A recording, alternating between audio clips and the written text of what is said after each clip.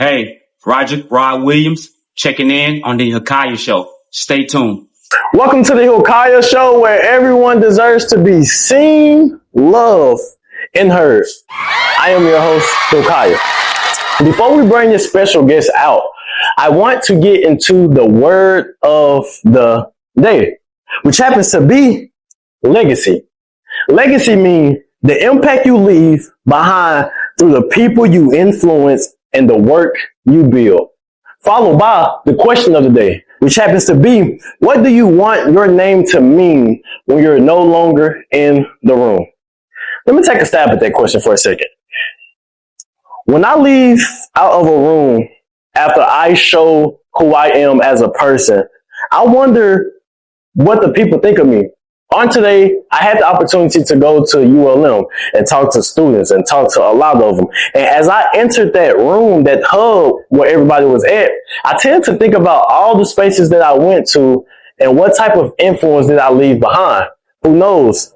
Some probably looked at me in a way where it was just like, what he was talking about. Some probably look at me like, oh, he saved my life, and etc. But what I want people to understand when I leave out the room is that I care about everyone. I love everyone. And I just want to let everybody know that you are enough. But with that being said, today's guest, right? Before I even go down the script of who this guest is, man, it's crazy how he got in contact with me, because I never thought a person could get in contact with me through TikTok, because I thought TikTok, you couldn't send messages until I had to talk with my girlfriend about situation and thing and that nation. I was just like, oh, so can send me TikToks through. Oh, I didn't know that. And when I went to go see one of her videos, I saw his tickets. I was like, you heard of Rod Williams? And he was like, yeah, the guy that be on the billboard. And I was like, oh, he wanted to come on. He reached out to me. What? And mind you, I'm still struggling on the podcast. So it's crazy that he decided to hit me up. But with that being said, today's guest is the CEO behind Guidance for Behavioral Health, Guidance Personal Care, and First Choice Counseling. And today marks another major chapter as he breaks ground on a brand new home office here in Monroe, Louisiana. Ladies and gentlemen, please welcome Mr. Roderick Rod Williams. Absolutely. Right? Thank you. I appreciate you for having me. Thank you. You as well, man. Thank you. I appreciate it. When it comes to like physical and all that, and if a man come in, what's up, bro? No, I'm gonna give him a hug. Oh, It's all love. gay? No, I don't think so at all. Absolutely not. Because I know who I am within, so it ain't no words. You see? Absolutely. You see? So, Yeah, sure. Before we get into everything, I usually start the podcast off with a prayer. Okay. Would you like to lead us in prayer? Absolutely. Let's do it. Absolutely. Yes, sir. All right. I guess we bow our heads. Thank you, Lord, for having us here today. Just continue to watch over us and guide us through life, through the good, the bad, and the ugly. Lord and Father, we follow your lead no matter the circumstances or the situations. Lord and Father, we just trust in you no matter what. The ups and downs and everything that goes on, whether it's good and bad, we trust you and have faith in you. And we can continue to follow your lead no matter what. And we would like to say thank you for having us here for the podcast today. Let us continue to be blessed mentally, physically, spiritually, and for everyone that's out in hospitals, bless them, Lord. The ones that's out in jails and prisons, bless them, Lord. And the ones that's out in society that's having challenges mentally and physically, bless them, Lord. And just watch over us and guide us and lead us to the promised land like you always have. And we will continue to follow your lead. Amen. Amen. Amen. Ladies and gentlemen, Rod Williams, right? Yes. So, man. Absolutely. Before we get into everything, the most important question I ask on this episode or the podcast is, how are you mentally? With you being so intellectual in depth, Rod, I know you ain't gonna sugarcoat me. How are you mentally? I'm blessed. I'm at peace. You know, I've had times in my life to where it has been challenging, but at this point, I feel optimistic about where I am. Optimistic about the future of where I am and how I can impact people, because that's my purpose. How I can change people's lives and help people have a better day-to-day life and just have a better overall life. So I love where I am, and I love where I'm headed. So I'm very excited about that. Why do you feel like you are feeling optimistic towards a lot of things in your life? I would say the God in me and just following his lead and doing the right thing in life. When you do the right thing in life, you get good karma, you know, and I've been doing the right thing by, you know, making sure I be a servant to my people. And when I know I interact with people and I put their interests up front and I do everything I can to help them be better and assist their life being better, I'm at peace and everything else will work itself out.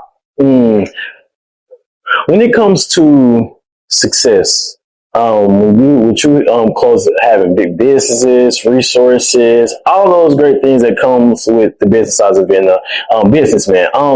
It comes a time in your life where we ask ourselves, who were we before we get the resources, we get the new image? So, the sacrifice, right? What was it that you had to sacrifice in order to get where you have to be? You have to sacrifice and be disciplined. If you want something, you have to put that work in to get it. You have to sacrifice those nights out with your friend, where they're partying, they're drinking, smoking, and things like that. I've never been the type to do those things because I understood they didn't move me forward. They didn't progress my life in no way. You know, I was always the type of person that I wanted to be better because a better me means that my kids get a better father, my parents get a better kid, and my siblings get a better brother. So I always, you know, try to do what I can to make myself better. Therefore, I can strengthen the room, and us progressing would be, I'll be part of the reason of that. Your family, your friends, your wife, kids, all those great things, do they play a major role in your success? I mean, I wouldn't be where I am without them. Without my wife. Oh, my wife, man, she deal with everything. Like she's the brain behind the work ethic that I have, and I can go get an idea and come home and say, "Hey, Miss Williams or wife, this is what I want to do," and she goes directly to work. She goes directly to how we can get it done, the pros, the cons, the negatives, the positives, and you know, and seeing what we need to do to, you know, execute the plan. Absolutely. So, and my kids, that's what I do it for. You know, everything that I have, every resource that I have, every dime that I have, every company that I've built, is for my kids. For your kids. Absolutely. So you mentioned that when it comes to people that you used to kick it with, or people that you had an experience with that used to do violence, drugs, or anything of that nature, you always had a thing where you wanted to wish them the best, but you had to move forward. With you being in the position that you are in today, do you feel like a person in your past deserves a second chance? Well, absolutely. I feel like everyone deserves a second chance, and anyone that was in my past that I no longer speak with, for whatever reason, if I can help them in any way, that's my duty, and I would do everything I can to help them and to help better their life in any way that I can, for sure.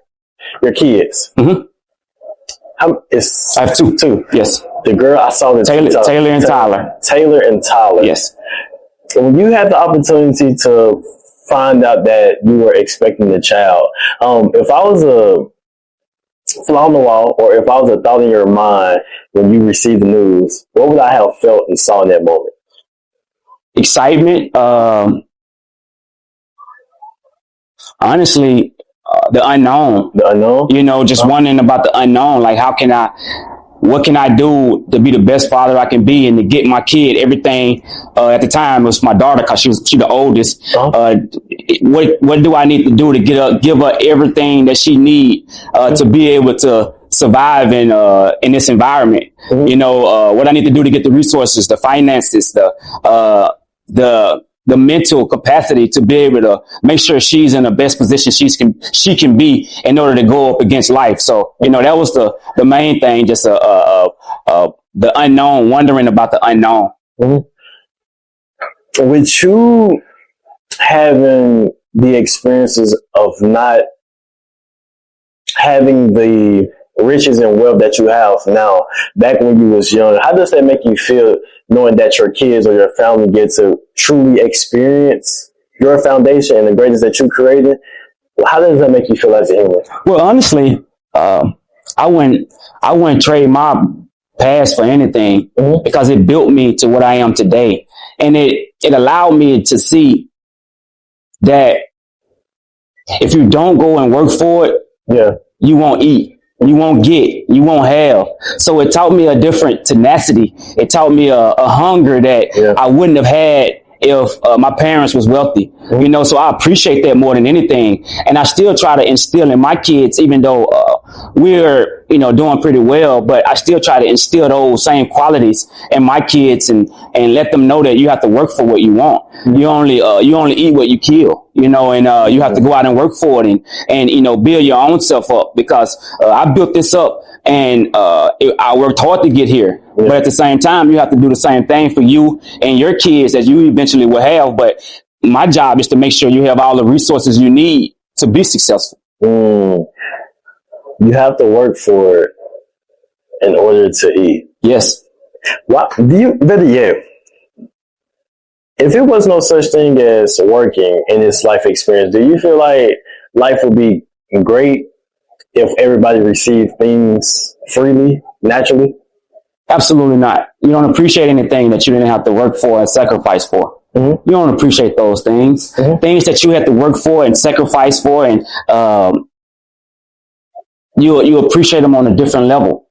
You value those things because you know how hard of work you put in for those things. Coming from Richwood, right? Richwood, Louisiana. It was tough. You know, every day you try your best to try to see what can you do to help your community or help the people or help your environment, basically. When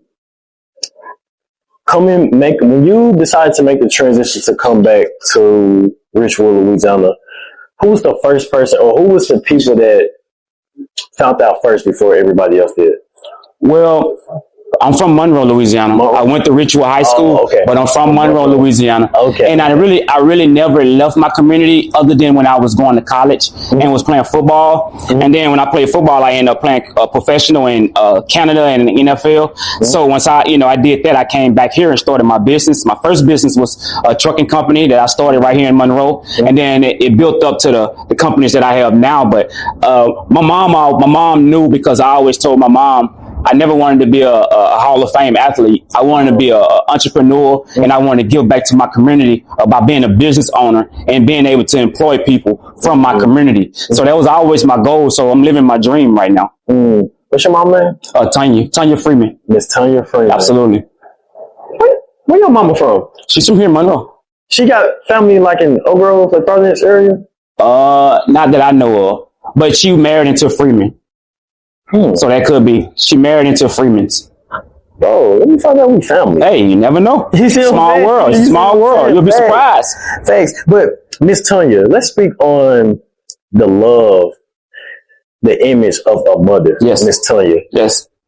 Give us. I mean, when you talk about your mother, and I'm sure all men, young men, older men, it's nothing like the value of a mother. Like, your mom had to sacrifice. Your mom had to deal with so many ups and downs of your emotions, her emotions, and put her life to the side in order for you to get what you need to get to where you are today. So I can never pay my mom back in a dollar amount, anything material. I can never pay her back for the sacrifice she have done, you know, in order for me to get to where I am today. Yes, I tend to think about my mom, and I'm 22, by the way. Nice. And I'm going through that phase in my life where I feel like I'm behind. And it comes with frustration, comes with disappointment, it comes with anger, it comes with a feeling that you don't want people to really experience but you until you figure it out. Yes. Lately, I'm not gonna lie, I'm gonna keep it honest with you, Rod. Lately, I think I've been mean to my mother. And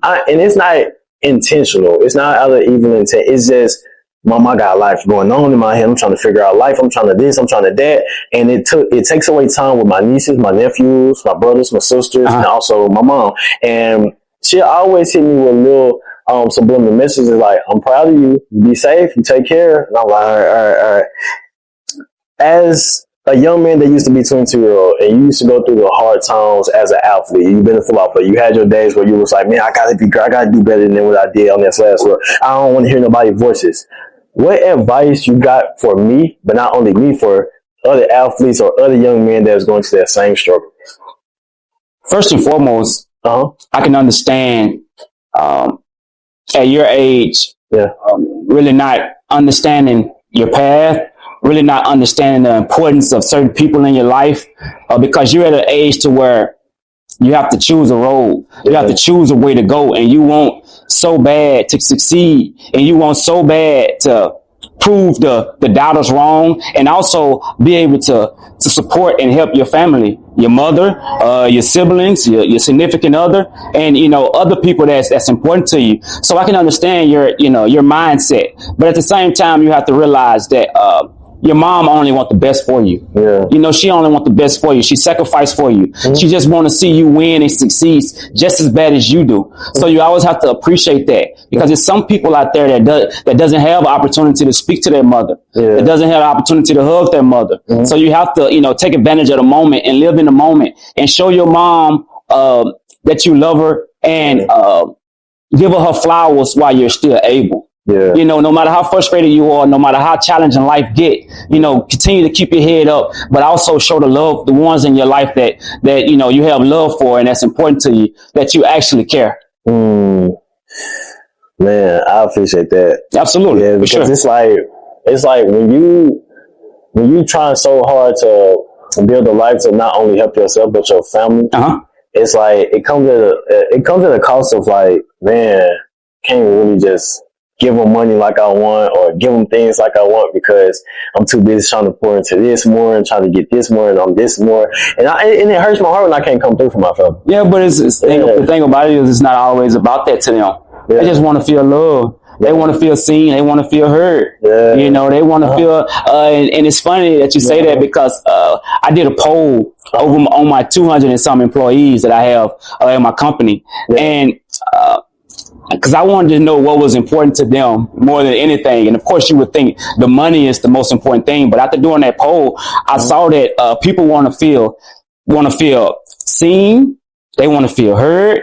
And then the finances was the third thing. So people want to feel like you appreciate them, feel like that they are valued in your family or in your workplace or whatever. And then, of course, the finances come, because we live in a country to where you need finances. But those things don't be important to people who really care, and, who have a passion and a intent to make sure your life is good and going down the right path. So don't look at it about finances, or don't look at it like material things. It's about what you can do without the money. When you decided to look at your poll to see what was people really struggling with the most, did it catch you by surprise that everybody was picking? It actually did, because I thought people was just going the top of the list was going to be finances, but it wasn't. People wanted to feel like they was needed, like they was seen and they was heard. So that's what showed me that people really care about being seen and heard, and making sure that their voice matters in the room. Why do you feel like people struggle with being seen, loved, and heard? Because people, life is hard, and the thing about it is we go through challenges in life, man, and people try hard to do the right thing and to help whatever cause that they're working at, to assisting in, and they want to just be, they want to be patted on the back. They want to be, hey, thank you. I appreciate you. You did a great job. Those are the things take a person a long way, just showing them that you support them and you back them. That matters so much more than you would imagine. I had a guy on here by the name of Toots. Shout out to Slums. He told me that he struggled with being seen. He said he had a supporter than buy any of his stuff. But she'll like, she'll comment, she'll share it. She'll do everything that she has to do to make sure he get where he have to be. How you feel about that? I mean, it makes the point. I understand that, and I'm sure he appreciated that, and I'm sure that it meant something to him, because that person was acknowledging him and showing him that, hey, I may not have the finances, but I see you, I see what you're doing, and it's impactful. It's impactful to me, and I just want you to continue to push and continue to move forward, because if you're impacting me, it's so many more that you will be able to impact. For sure. Man, I feel like I'm getting interviewed on this. No, it's great. It's great, man, because that's the truth, man. That's the truth of the matter. Man, in this life experience, we get to go through a moment that shaped us to who we are in this given moment that we are in.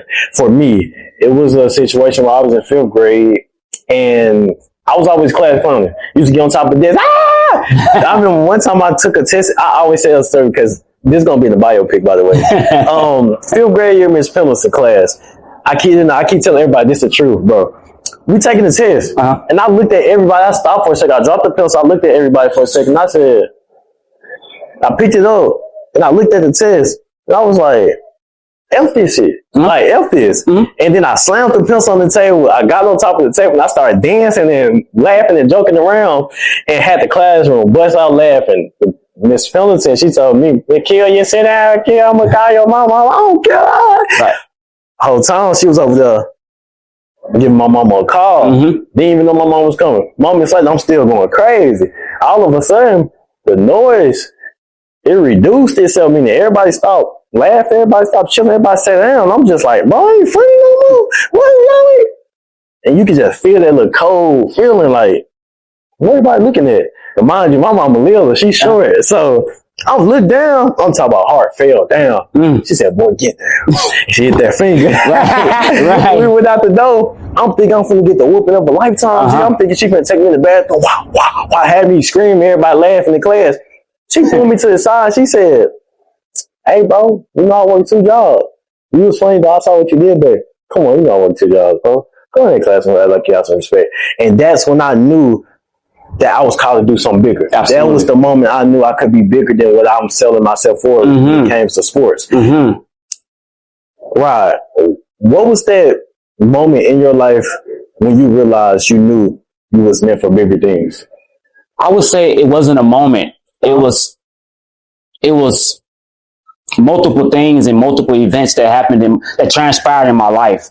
Just growing up in Monroe, Louisiana, and in a poor environment, and seeing my family and my mother work multiple jobs and live check to check and do everything she could to make sure I had food on the table, clothes on my back, me and my sisters. And to see her struggle and fight every day, it did something to me. It always made me want more to be able to assist and help my mother and my other family members, my grandmother, because we didn't have much, but we was always a close knit family, and we always can depend on each other. And I always wanted to make sure I brought something to the table because I know these women sacrificed so much for me. So it was my duty to make sure I did everything I could to make sure when my time came and become an adult and my family can depend on me. So when my grandma called me today and needs something and I can be there for, I'm running to the plate to be there for. And my mother, if I can help her in any way, I love it. I love and more than just money. You know, it's about being there, answering the phone, making sure they can access me when they need. You know, that's more important than anything, all the material things, and showing them that, they have a son and a grandson that really care and love them, and would do everything I can, to help them. Yes. Miss Tanya, if you're watching this, you're such a beautiful soul.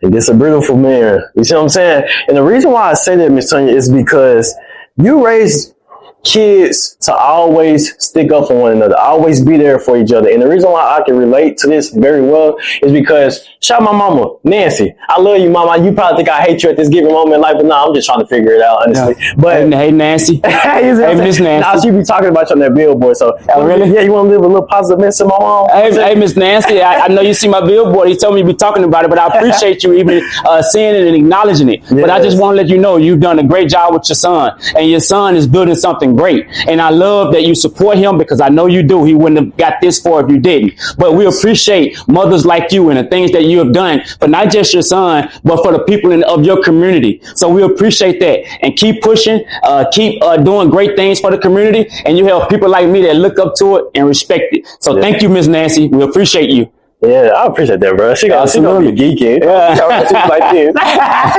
But Miss Tanya, she taught you guys to always be there for each other. The reason why, like I said, I can relate because my mom, she had taught all her kids. My mom had 8 kids, 4 boys and 4 girls. Nice.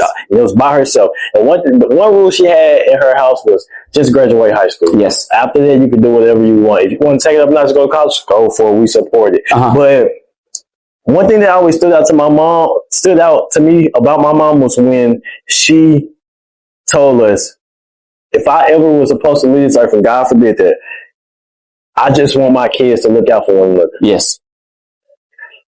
When you have a disagreement with your sisters or brothers or family members, how could you put your pride or stubbornness to the side to be able to find a better solution to be able to keep the relationship healthy? I think it's very important to understand that nothing is never that serious. It's never that serious. Any challenges we're having among each other, we can sit down in the closed room at a table and just iron it out among each other without the world knowing, without social media or other family members knowing or being involved. And that just comes with being mature and being a adult that know how to solve problems, and that's non-confrontational and willing to do whatever we need to do to make sure we keep the relationship healthy. Yeah. Man, but when it came to the business, guidance, behavioral healthcare, yes, right? Yes. When did that idea spark? Because for me, when it came to my podcast, like I said, a friendship breakup created this scenario that we're in right now. Absolutely. But at first I had evil intent about it until I realized that, bro, what you doing, people actually need this, and you kind of got to get out that mindset of telling yourself like you trying to get back at people because how things went, and you got to understand, given that time in y'all lives, y'all ain't know better. Y'all just thought that, y'all was just in little kids mentality and didn't know that y'all was going stuff like this was going to ever happen. But mine was through a friendship breakup. I created the idea through a friendship breakup. What created the idea for you? Well, it was playing professional sports, playing professional football.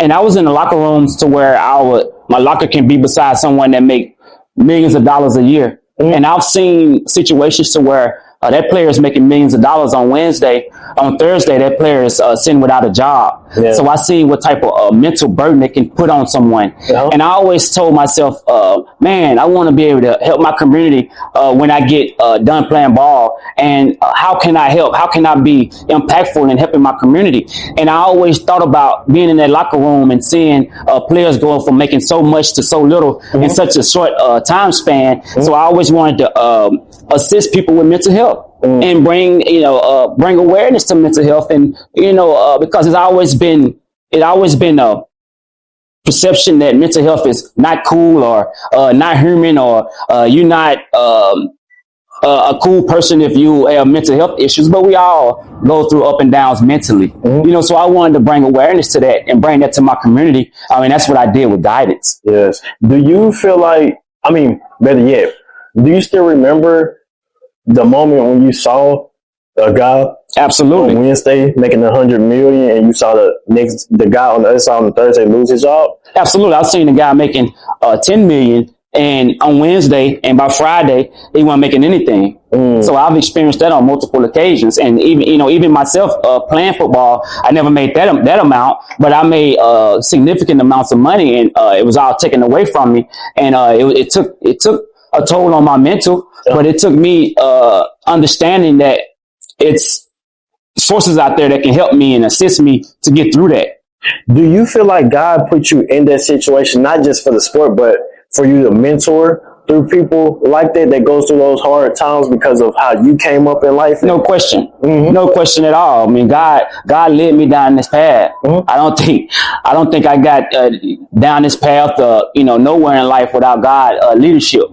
So He led me down this path, and I've been enjoying it. And it's been an honor to help so many people with mental health issues, for sure. Do you ever miss football? Not at all. Not at all. Not at all? No. I enjoyed it. I appreciate what football did for me, but I love football on my own terms. I retired on my own. I was ready to get into business and serve my community. When it comes to the community, I want to actually speak on a person for a second, which happens to be one of my best guys, my best friend to this day, Caden, right? Caden, he sacrificed a lot for me in the earlier times when I was doing episodes and stuff like that. And I never really get to tell him thank you, But thank you, Kaden, for always being here for me, doing what you have to do to always be in my corner, regardless of the situation of what we go through as brothers. But Kaden, he will always make the sacrifice play. Yes. He'll have tons of millions of stuff to do, but he'll be like, and I'd be like, "Can you think you come do this episode with me? I want you to just ask certain questions. I don't think I can get out this first." All right, bro. And he'll come and he'll do what he got to do and he'll get up out of there. But I always tend to think about him when it comes to people who sacrifice for me to get where I have to be. When it comes to you, better yet, who are the people that sacrifice for you? I would say, of course, my mom, my dad, my grandmother, and just leaders of the community. I mean, leaders of the community have to take on a lot. You know, and it get lost in the black communities of how many leaders we have that gets no recognition, that day to day take us to practice, pick us up from practice, make sure we have gas money to get to practice, make sure we have food, you know, do community events, you know, just the people that's of the community and of the neighborhoods come together and do so many great things that never get recognized on a level to where people would know who they are. So I appreciate those type of people. And I've always wanted to be one of those type of people that the youth can look at and be like, oh, he always give back to us. He always have a handout to be able to assist us, and you know, and he motivate us to want to do better. So you know, that's something that I take pride in. When you get the experience to see the youth, and with you being a big name here in Monroe, Louisiana, and you get the opportunity to see them, and they run up to you like, "Rah, what's up, Rah? How you doing, Rah?" How does that make you feel as a human? It makes me feel like I'm doing something right, that they're excited to see me, and I know I'm doing the right thing, and I'm helping people, and I'm making my community better, you know, and I'm bringing value to my community. And that's more important than anything, because it's very important that they can see me and touch me and feel me and know that I'm one of them. I'm no bigger, I'm no better. I'm not out of reach. They still can access me. They can, you know, have the opportunity to be in the same room and have conversation with me. That's very important to me. I said the same thing when he hit me up on TikTok, because I did not know y'all can send messages through TikTok. That's still crazy to me. He hit me up, bro. That's crazy. And the thing about it is, like me hitting you up and reaching out to you, first off, to see someone like yourself, a young guy from Monroe, you know, doing such a great thing on, you know, doing a podcast. Me, you know, being someone, a leader in the community and wanting to give back to my community. I'm like, hey, let's connect. Let's see how we can sit down and connect and see if we can, you know, make some people of the community aware and get you a lot younger than me and show them that we can get together and work together and, you know, move the community forward for sure. Yes, it's I also had another person on here that was talking about, she said that's what Monroe, Louisiana struggled with a lot, is that when she first came down here, she came down here with free energy. Like, her spark was insane to the point where she ran into a couple of people here in Monroe, and that was like, you ain't Martin Luther King, you ain't Malcolm X, you ain't Tupac, you ain't this and that, you trying to come down here and change Monroe, you can't change Monroe. And it kind of took her spark away to the point where she felt low and was like, man, how could it's not no point.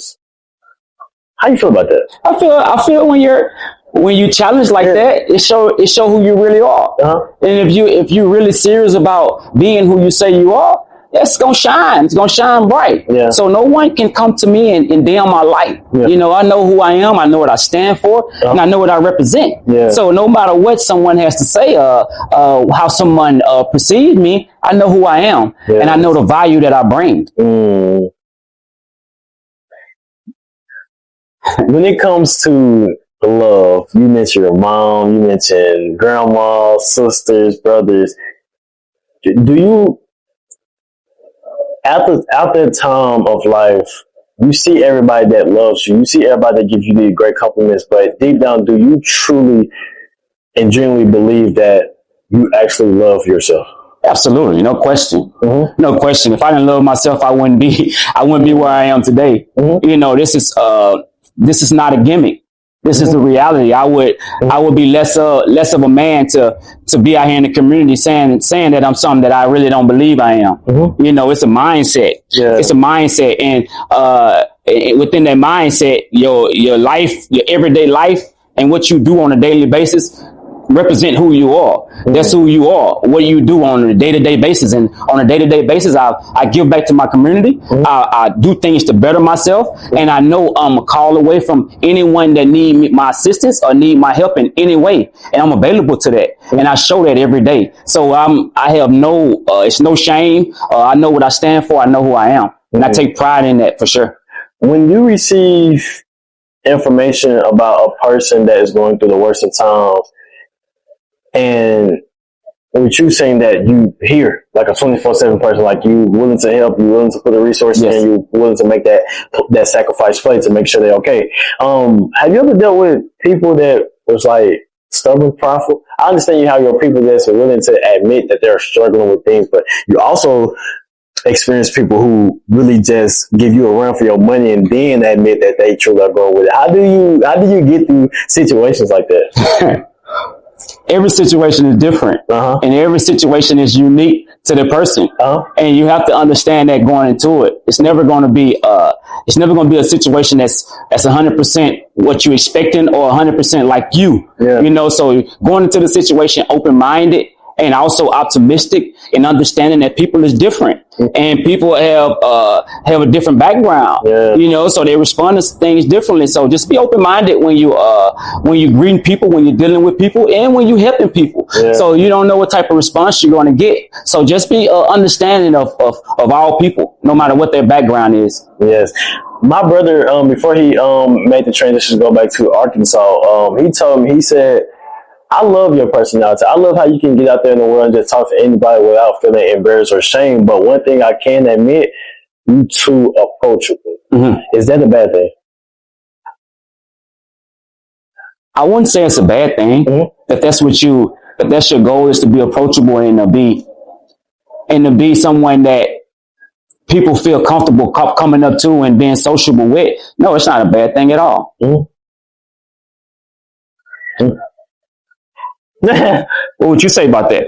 I feel like ever since he said that, I kind of been like aware a lot lately. I never been like, I always been aware, but I always had this unwavering faith in God that when nothing hurt me or harm me in situations, because you see what I'm saying? So but the thing, not to cut you off, but the thing about it is, if you wasn't putting yourself out there as approachable, what would be the alternative? Yes. Wasted potential. Okay. That's how you look at that. Yeah. I think you're doing great by doing that. Yeah, because I tend to ask myself, like, I remember this one time, it was one Thursday, it was 3 o'clock in the morning, and I was laying in the bed, and I was looking at the ceiling, and I was just like, what if, because mind you, I got pictures, and I got like arts and crafts all over the wall. I was like, what if you would never did all of this? But then what if you would have never started this podcast out of the friendship breaker? What would you never did all of this? Would you be satisfied with the life that you're living right now? And sometimes we'll say no, but that stuff really made me cry, because it's just like, bro, if you knew me, I love to play sports bad. Like, I had the obsessed feeling with it. Which sport? Baseball and basketball. Oh, nice. Yes. Were you nice? Were you nice? Yes. Basketball, I was too short. I ain't gonna lie. 8th grade year, I came back that 9th and I saw everybody was tall. I was like, yeah, you know what? Short people have made it though. Yeah, I saw that, but they different. You was different. You unique. You different. Yeah, but I knew I was different. That's what happened. Mind you, that's what happened. I was disobedient. I was disobedient to what God was trying to make me do. Yeah, I was supposed to be doing this, talking. And I remember one time I was around my cousin. I told her, bro, I feel like I started this late. And she was like, it ain't no such thing. It's like, you either do it or you don't. And I never understood that. Great point. I never understood that. And she like, people in my life tell me, here, you stress yourself out too much. And you rush a lot. That's impatient. I'm very impatient. I ain't gonna lie to you, because it's like, I want to execute. Like, I know how it feels to talk. And it's like, when you overly talking, you giving all this advice, and ain't no execution going on, I become irritated. But I'm like, who am I to feel irritated to a person when I myself do the same thing? So, yeah, it's like, and everyone's speed is different. Everyone's path is different. Everyone accept things different. You know, so you can't put your expectation or your fears on someone else. You know, you have to understand, like we talked about a few minutes ago, people are different. You know, and it's always God's timing. So no matter how fast you want to get there, it's on God's time. And I feel like you're young, man. You have nothing but opportunity, you know, but it's going to take hard work and dedication and focus, of course. You know, distractions. It's good distractions and bad distractions. I have a conversation with my guy every night about distractions and stuff like that. And I mean, this one time, bro, I allow myself to get overly distracted. I stopped putting that workout sessions, run the hill and flip tires up the hill. Nice. I stopped showing up there. I stopped showing up with eating healthy. I stopped showing up with posting my clips to try to get more attraction. I stopped doing all that. And one day he just got mad. He got on the phone. He said, "Ew." I was like, all right, bro, let me go and get my meal right because I already know he's finna give it to me. He went in. He said, "You ain't hungry. You ain't hungry. You ain't hungry. You don't want it for real. Look at you, weak." And we was lifting dumbbells. I was like, "You look at you can't even pick it up right because you thinking about that woman." I was like, "Bro, say that one more time." He was like, "What? We fighting? Let's go do it. Come on. Let's go hit that. Let's go hit the that wheel because we flip a wheel the tire." And he was like, "Come on. Let's go take that hanger out." I said, "Ah!" And it was like this anger that I was holding in for so long, and he found a way to kind of get through that nerve and pull it out. Yes. Do you have that type of person in your life? Yes, I would say at this point, my wife motivated me a lot. My wife motivated me a lot because, and my kids motivate me a lot. Because when I see them, I want more, I want better. And when I see my wife, one thing about my wife is she holds me accountable. And if I say I'm going to do something, she makes sure she follow through and make sure I get it done. And she assists me if I need her to. But that's an asset in my eyes to have that wife and the person that's living with you on a day to day to make sure you're checking off the boxes and doing what you say you're going to do. Because people get complacent all the time. It's just human nature. But to have someone that hold you accountable, it helps big time. And my wife plays that role magnificent. It's crazy that you put your wife in a position instead of a guy friend or a homeboy or whatever you want to call a business partner.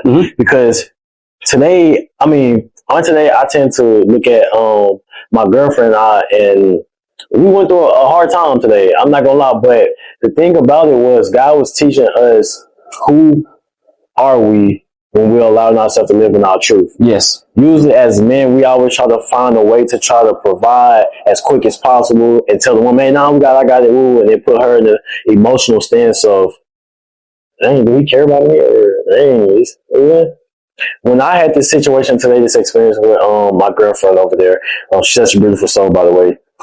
Usually I thought she was going to get her nature and kind of like show some emotion, get mad, you know, and I have to find a way to kind of like maneuver through that throughout the day, but she didn't show any of that. She was just like, it's okay to go through this. And it was weird because the experience I experienced, I never went through the experience in life. Yes. And it was a thing where she was about to beat herself up about the situation, but I was like, no, you told yourself that you are in truth and transition in season, phase in your life. So God is just allowing us to see, well, who are we truly, what truth we are actually living in. And today it was an episode that I had to deal with.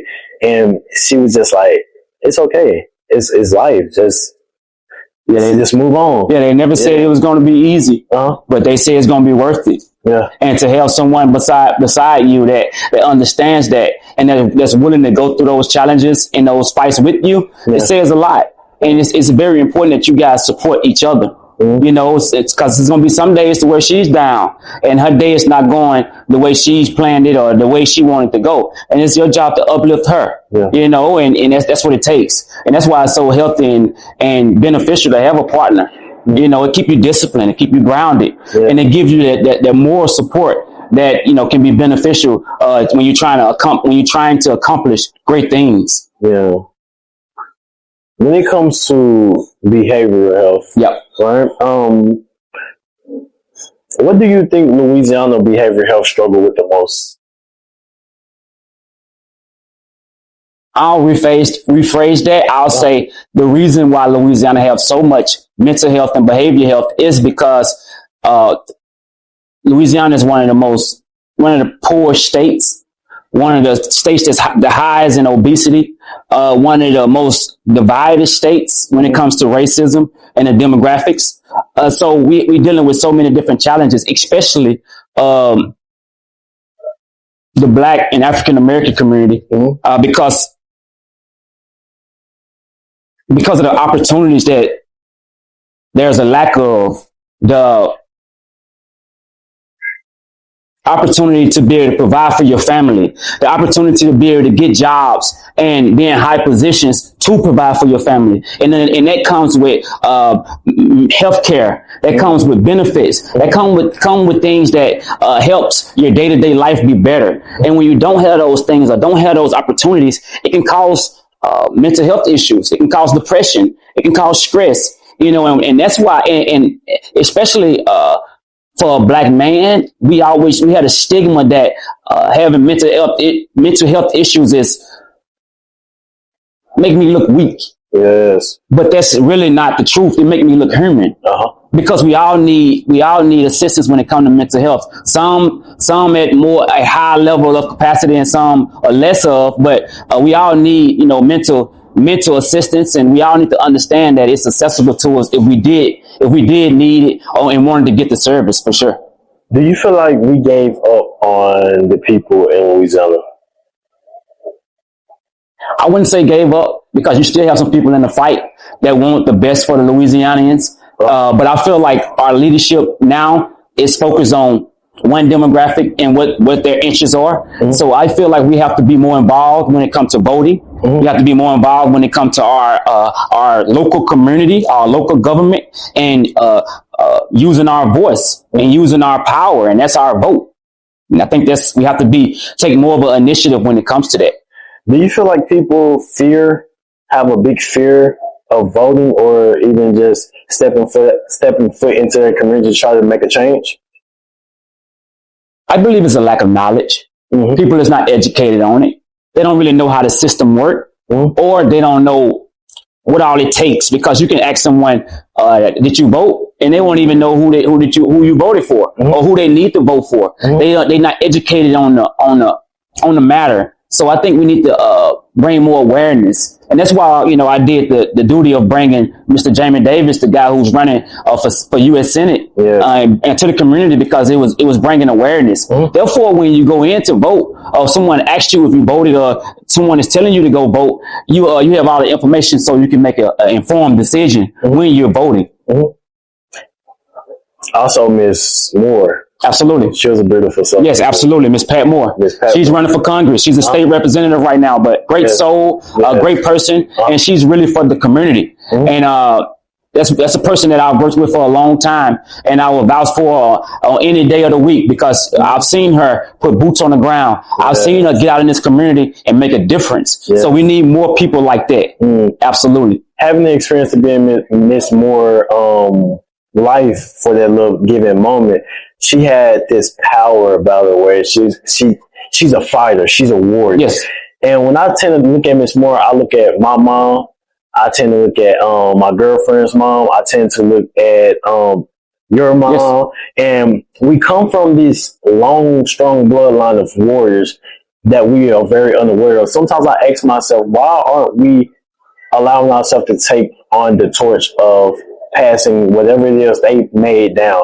I have a grandma, and she went through a lot. She went through a lot when it came to this life experience, from Ku Klux Klans and slave and foreman and all that good stuff.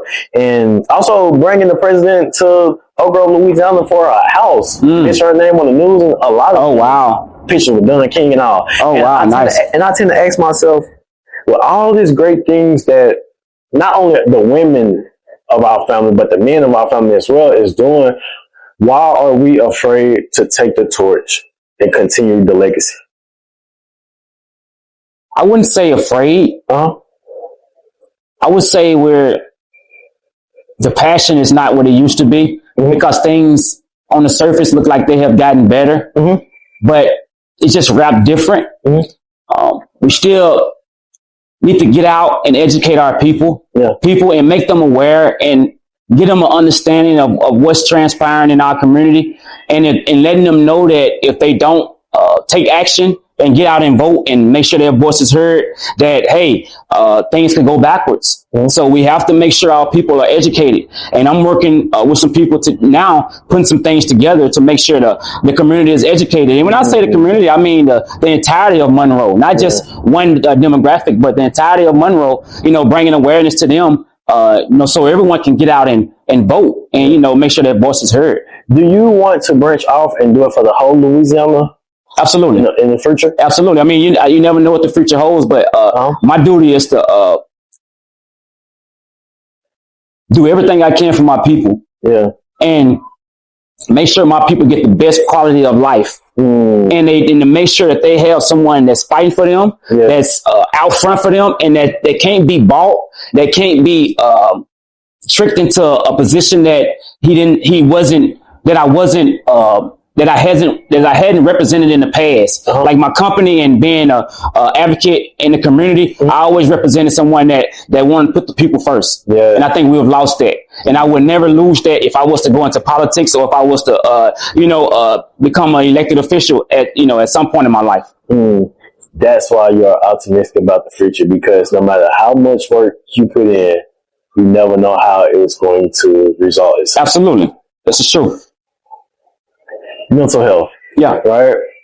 What's the biggest misconception about mental health? The biggest misconception for males is that it makes you look weak and it makes you look like you have an issue or something is wrong with you or you're not normal. That's the biggest misconception. When I see so many people that's competent, that's 100% cognitive, come in and get mental health services. But the stigma can be, it make you look weak, or it make you look special, or it make you look like something that, that people don't want to look like, portray an image like that. So, but I think the narrative is changing now. It's becoming more aware. People is accepting it more now, especially in males. So it's the things that we're doing is helping the community. Of the three, right? Seen, love, or heard. Which do you believe you struggle with the most right now? When you say struggle with, you mean within my life? Or that I'm giving or I'm receiving?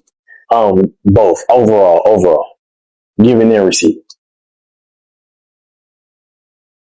I wouldn't use the word struggle because the loved ones in my life show me that they love me. I feel seen. I feel heard. I feel appreciated. So I would say I'm in a good point in my life in those three areas for sure. It always been like that? No, it changes. It changes, but at this point right now, pretty well. Pretty well right now. Last week, how was it? I would say the last couple of years been pretty good. I'll say since I've made some changes in my life, I'll say the last 5-10 years has been better. And when I say the changes, I'll say things like being married. It helped me so much. Being disciplined and grounded and focused on whatever the task is. It'll help me out so much. Here on the HILKIAH Show, we have a segment called Finish the Sentence. Okay. I'm going to throw a sentence at you, and all I want you to do is finish it. Okay. All right. Being here on the HILKIAH Show, I want everyone to know that it's great. You have a great future, and it made me feel at home. It allow me to be myself and allow me to voice who I really am. I like that. But don't move. Come on, we're going to do some more. We don't want to do no more. We got to do some more. We got to get some more to finish the sentence. Let's go. We got that hot seat coming. Oh, let's do the hot seat. I like it. I like the hot seat. Don't move. Stay right there. The HILKIAH hot seat is up next. You do not want to miss this. It's time for the HILKIAH hot seat. This is where our guest, Mr. Rod, gets real, raw, and unfiltered. I'm about to hit him with 10 true or false statements, but the catch is, Mr. Rod, you have to be honest. Simple. You ready? Of course. All right. True or false? You started your businesses because you saw a problem in Monroe, Louisiana that nobody else was willing to solve. There's some truth to that. Mm-hmm. It's a little bit more complex and more context to it, but yes, I'll say true. Mm-hmm. All right, number 2, true or false? There was a point when you seriously considered giving up on your business. False. Number 3, true or false? Building your businesses has cost you relationships. True. All right. Number 4, true or false? You care more about making an impact than making money. True. Can you elaborate? I care more about making an impact on my people because it's just bigger than just me. I mean, I can be wealthy and make all the money in the world, but at the end of the day, how many people did I help? How many people did I serve? How many people's lives did I impact in a positive way? So for sure. True or false? You've had to fire someone you genuinely liked it. True. Number 6, true or false? People see the new building, but have no idea how much you sacrificed to get there. True. How does that make you feel? Don't make me feel no way. Why not? They don't owe me anything. I know the work I put in, and the people that's in my life and the people that matters most, they understand. So I don't feel no way about that. Okay, I'm gonna put it like this. What if people did owe you? Do you feel like people should owe people? Like, say for example. No, I would say no, because I think that's considered entitlement. If I did something for you, just for instance, this podcast, if I did something for you and came and sat on this podcast, or you allowed me to come on this podcast and I leave out and tomorrow I say, you owe me a favor now, or vice versa. I don't think that's fair. You do something because you want to do it, because you want to give something. So no, that's entitlement. How do you feel about people that feel like people owe them things? And I'm sure they're entitled to their own opinion. Just every situation is different depending on the reasoning, because I think you have to be understanding to everyone's situation. So every situation is unique. True or false? You've turned down an opportunity because it didn't align with your values. True. Can you explain? I'll pass. Okay. All right. True or false? Being the boss can be lonely. When you say boss, running the business, being a CEO. I run it as a family and we're a unit. My role is just to lead. So I wouldn't say it'd get lonely because I have strong support. Absolutely. True or false? You believe Monroe has more talented entrepreneurs than people realize. True. Want to shout some out or HILKIAH? I think you're great. I think you're a great entrepreneur. I know a lot of entrepreneurs here in Monroe. That's great entrepreneurs, and people don't understand it. And because they hadn't been seen and they hadn't been heard yet. But if they keep working and keep thriving and stay focused, you'll hear about them soon for sure. Yeah, just come on the HILKIAH show and I'll put you on, man. Absolutely. Hey, thank you, Rod. On me. Thank absolutely. you. Yeah, 100%. I wasn't even looking at myself as an entrepreneur. Yeah, it's not your job. It's my job too. Oh, absolutely. Real cool. Real for sure. Real smooth. All right. True or false? You're nowhere near finished building your empire. True. Last but not least, our bonus. Rod Williams is more ambitious than he lets people see.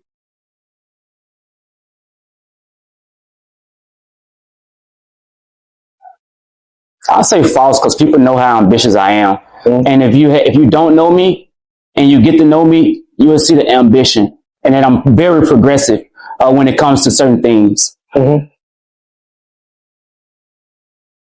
my wall in my room, I have 3 words on a piece of paper written and glued to my wall. It says ambitious, passionate, and unforgettable. I chose past ambitious because I know I'm willing to get up and make that play every day to make sure I get where I have to be. Correct. I know that I'm passionate because everything I say is intentional and it's force behind it. And I say that I'm unforgettable out of egotistic way because I know what value I bring into people's lives. Yes. I know how firm I am, and I know that it will never be another Hilkiah that ever comes in people's lives. Yes. When you hear those three words, ambitious, passionate, and unforgettable, what comes to mind?